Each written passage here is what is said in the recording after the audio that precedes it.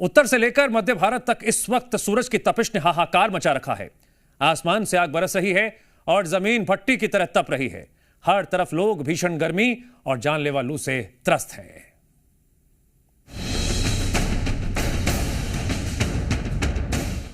दिल्ली की तपती सड़कें, राजस्थान में आग उगलता सूरज, प्रयागराज में झुलसाती हवाएं, अस्पतालों में बढ़ती मरीजों की भीड़,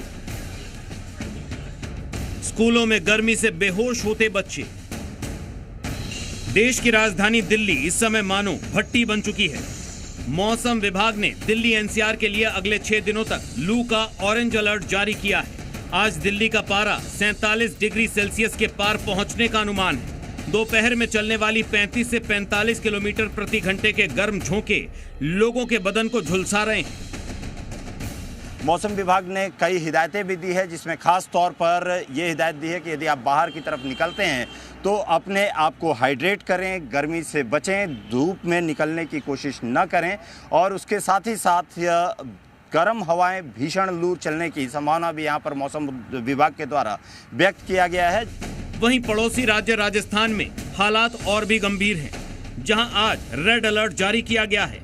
राजस्थान का श्रीगंगानगर 46.5 डिग्री तापमान के साथ सबसे गर्म शहर रहा।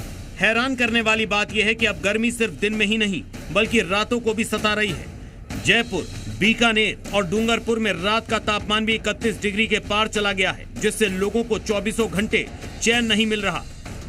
गर्मी का ये रौद्र रूप यूपी और बिहार में भी साफ देखा जा सकता है।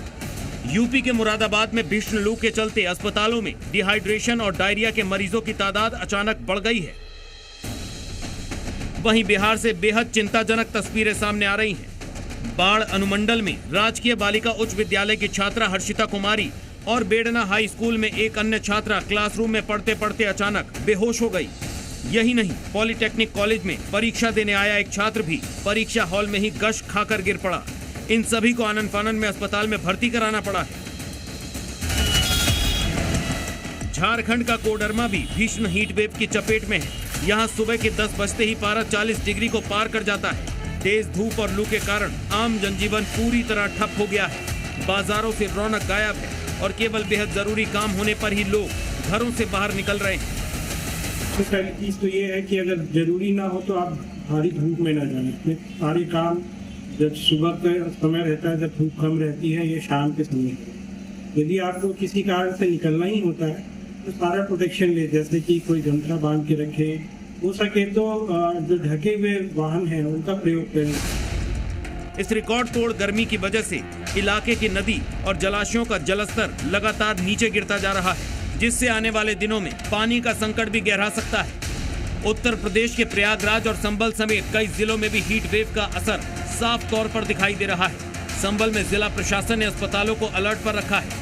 सीएचसी में हीट वेव मरीजों के लिए कोल्ड वार्ड बनाए गए हैं, जबकि नगर निकायों को पेयजल व्यवस्था दुरुस्त रखने के निर्देश दिए गए हैं। इतनी ज्यादा गर्मी देखिए, सुबह से जो तमाम बच्चे बच्चियां माताएं बहन नहाने आई हैं, ये गर्मी से कुछ व्याकुल हो गए हैं और गंगा जी नहाने जल्दी निकलते नहीं और उससे कम घंटों गंगा में रहते हैं। प्रयागराज में इस समय भैया बहुत ही भीषण गर्मी पड़ रही है। ऐसा समझ लीजिए कि इस समय टेम्परेचर का कुछ कहा नहीं जा सकता, 45-50 के लमसम पहुंच जा रहा है। संदर्भ में जनपद में जो भी नगर पालिका और ग्रामीण क्षेत्र हैं, वहाँ पर पेयजल की उपलब्धता के लिए वाटर कूलर और जो भी व्यवस्थाएं हो सकती हैं उनके लिए निर्देशित कर दिया गया है। मौसम विभाग के मुताबिक संगम नगरी प्रयागराज में भी तापमान 46 डिग्री के पार है। वहीं मौसम विभाग के मुताबिक फिलहाल 25 से 26 मई तक इस भीषण गर्मी से राहत मिलने के कोई आसार नहीं है। प्रशासन अलर्ट पर है, अस्पताल तैयार है, लेकिन सबसे जरूरी है आपकी सावधानी, क्योंकि जरा सी लापरवाही हीट स्ट्रोक जैसी गंभीर परेशानी का कारण बन सकती है। ऐसे में जरूरी है कि आप दोपहर में बाहर निकलने से बचें, हल्के कपड़े पहनें, सिर और चेहरा ढक कर रखें और ज्यादा से ज्यादा पानी पिएं। जी मीडिया भी आपसे अपील करता है कि सतर्क रहें, सुरक्षित रहें और इस जानलेवा हीट वेव में अपना और अपने परिवार का खास ख्याल रखें। Bureau report,